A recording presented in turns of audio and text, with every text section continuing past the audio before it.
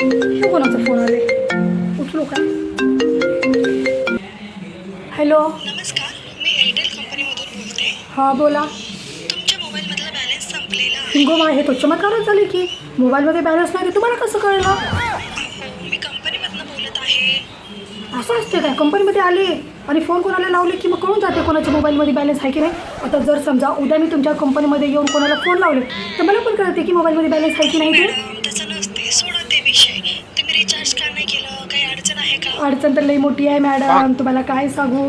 काल माझ्या पोटात दुखायला तर म्हणून मी दवाखान्यात गेलते. तर दवाखान्यावाल्यांनी सांगितलं की किडनीमध्ये काही की स्टोन आहे तर किडनी काढावं लागते. आता मला सांगा, मी जर उद्या डोकं दुखायले म्हणून दवाखान्यात गेले तर काय माझं डोकं काढून टाकतील?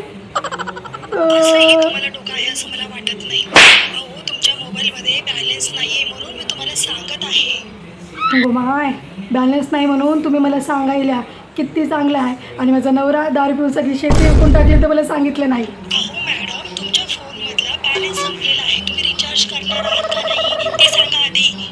पण माझ्याकडे तर फोनच नाही ना. मी तुम्हाला फोन केलेला आहे, मग तो फोन कोणाचा आहे? हे फोन माझ्या शेजारणीचा आहे.